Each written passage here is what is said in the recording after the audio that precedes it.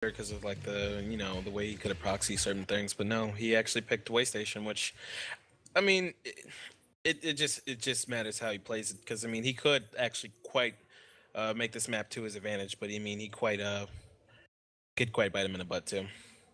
So we have in the bottom right hand corner. Oh, we're getting a little bit of lag. Right hand corner we have the orange Protoss RetrO from Team Rival Gaming. Want to introduce the one in the top? In the top corner, we have the one, the only I. Nice. Or also known as Solace. Or Barcode. Yep. You know Barcode beat Barcode the other day? Nope, I don't Did you hear about that? I probably don't remember it. It was a best of 52 or like 160, and it was played over multiple servers. Wow. Yeah, it was pretty ludicrous. Yep. So yeah, it's gonna wind up being cross spawns, which is it is what it is. Yeah, this is not good for the Protoss, if you ask me. It's just like the rush distance is pretty far. Mm-hmm. And there's just so many ways you can sneak a drop around the map with this place. Like, look at this dead space, just all of this. Medevacs can just travel at 1,000 miles per hour, get back to bases as quick as they like. I mean, it'll literally take a whole year to get across this map. Like, I'm not even lying. Like, that's just the amount of time it takes.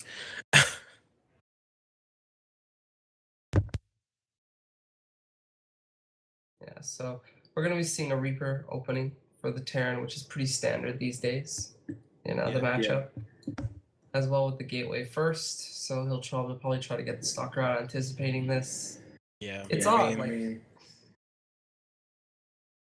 is a Nexus first possible fleet on this map? I don't know. It probably would have gotten down by now. I think now a Nexus, I mean, no. Oh, I know it's not going to happen, but I'm just curious. Like, you mentioned yourself, the rush distance is infinite. He could have gone like 15 or 17 Nexus, but I think he's just trying to play it real safe. Because I mean, you think about it, this guy's Solace has beaten 2 of his other teammates who are in the same league as him. What makes you think he wouldn't bring down the hammer on him? But I guess like I don't know. We'll have to see what happens from here. I mean, it's not bad going this way, but it would just be a lot more, to his advantage, I would guess, economically, to go the Nexus first. Losing that probe is a bit unfortunate. Yeah, it was. But I mean, sometimes when it's kind of worth the scout sometimes. I think a key thing, like, to keep in mind in StarCraft is you can take an edge on a better player. You can have an advantage over them. But if you're behind and you know the player you're facing is probably skill-wise a bit better than you, it's one of the hardest things to come back in that circumstance. Oh, yeah, I agree fully. So just little things that we're going to see, like how many kills will a Reaper like this get? Will a probe get locked up in the Terran's base? Will the expansions go uncontested? What is weird here is that he actually attacked this Stalker, which I think he should have just gone on the high ground. Well, it doesn't really matter, considering that the Reaper will just heal, and he's kind of drawing the Protoss's attention. Yeah. But I see what you mean. He could have definitely tried to go for some scouting information, but what is he going to see, right? You know what's weird? He actually didn't see this Nexus coming down. Well, he could assume it would go down, can't he? But what if he would have thrown down more gates up here? That's weird. I don't know. But the rush distances are so long, and he killed the first probe. Yeah, that is true. The fact that he killed that first probe should immediately be like, okay, the Protoss is X percentage less likely to want to go for that kind of push. Because it's just going to be so much harder to send a second probe across the map. We are seeing some gateway pressure come in here, but it's just going to be met by a bunker.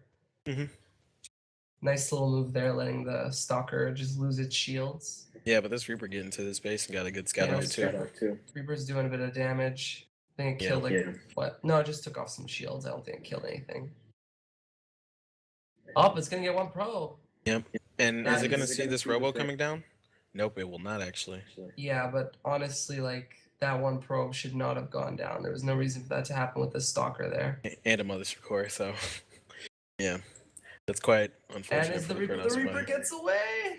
With 5 HP, that's one hit away. I mean, that's quite lucky for... actually, not quite lucky, but that's quite good for Solace. So looking back in Solace's base, we just see him playing pretty standard. He's going for stim probably. He has an engineering bay, gonna get a bit of upgrades going. But he's doing the same exact Hellion style he did last game too, with this double, like you know, the reactor to Hellion, which it's pretty strong from him too, especially when he gets the Hellbat out and he does his Hellbat tank kind of build. Oh, is and that a gets his second Banshee. factory? Yep, he's going. Mech? This is the exact same build he did against GridTR. So Interesting. yeah, this is quite yeah, I agree. It's interesting. I have so little experience with like TVP. It's definitely something I'm not very familiar with. Can you Usually go people would go just like some sort of like 3-Rex or 5-Rex kind of bio kind of push or do like some stem timing, but no, he actually changes it up. He's actually getting cloaked this time, which is pretty good. But I think this observer is going to kind of deflect it anyway. But hopefully we'll see what happens and like see what damage he can do with it. Yeah, but where is the observer going? It's staying in the base basically. I mean, I don't think it'll be moving. It's across the map though. Look. He has at a it. second one. At home. Ah, okay. Right here, but it's actually moving around to catch these drops. But I think he'll be safe, and he's actually producing Colossus. Interesting. Mm-hmm. So, what's he gonna do with his second factory? Just go for siege tanks, or? Most likely. I mean, there's already a tech lag on it, so I mean, I don't think he's gonna be. I mean, he might research Blue Flame with it or something, but it's most likely gonna be with siege tanks. He threw down a third factory, through last game, so there's that. maybe he'll do something like that. So yeah, it looks like he's just gonna go for a little bit of pressure. It seems like he's playing this out like a ZVT almost at this point. Yep. Minus the third CC is a bit slower. Flex Veins is being researched pretty quickly, but it's not really gonna help him against the Banshee. How many stalkers does he have out on the field? Just two. Which is, I mean, I guess almost sufficient enough since he has just like three available weapons. But it's still, I don't think he wants to let that Banshee get into his base and do something. But I think his observer just missed it too, which is really weird. If he cloaks, this is going to be kind of a really bad deal for him. Yeah, look at this. Observer just like goes right past it, and yeah, he moves up, but still, that's going to be kind of bad for him. He already 3 kills on this Banshee too. Yeah, this is going really well so far. I don't think he'll be able to kill this Banshee at all, even when the observer comes in. Yeah, well, actually, he's kind of hanging here a little too. He's kind of overstaying as well. Yeah. Oh, sloppy. If the Protoss had gone to cut off the Banshee, might have gone more done. Yeah, but oh my god, look at the natural. These drones are getting boosted. Oh, wow. We missed that. 35 workers killed so far. 38, 41. 42. Oh my god, he's just racking. He can just let these Hellions die at this point. This is game. Like, this is like 45 kills? And this Banshee's getting more? This is just bad. Oh my god. Oh, the 1-2 punch. This is... this looks like some early Wings of Liberty games against Zerg. Like, what is 47 kills. Well, what has happened this game to indicate that this is Heart of the Swarm? The income is 180, 200 to 1400. That is not good. 10 harvesters to 50. That's Yep. Hey, Fleet. What year is it? I mean, even the mothership core didn't even bother putting down a photon overcharge or anything. Yeah. This is just kind of like, I mean, he's gonna try to like do this push all in, but I mean, with like 3 tanks. Yeah, this is not gonna be. This is not happening at all. Oh my god. It's like he sees it coming too. Can you call this mech, or is it just, I'm gonna make lots of siege tanks, bro? This is kind of a little bit of destruction. That's what it is. I mean, like... This poor Hellbats ready. He's 11 wood workers now. I mean, it's just kind of game over.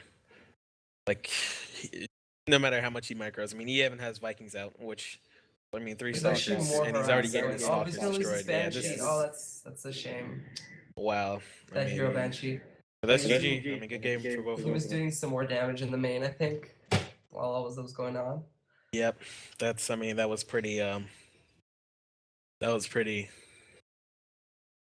one-sided. Yeah. So it's what, 3-1 now? Yep. 3-1. I think they'll probably have to send their masters out soon if they haven't yet. Yeah, I would say. Yeah, a characteristic, and I mentioned it before, but I don't think on stream or anything. When you play in a clan war like this, you don't, and you know that there's like a big bad Masters players hiding in the background. Yep. You don't want to be giving up players for nothing to this random diamond, right? Yeah, definitely.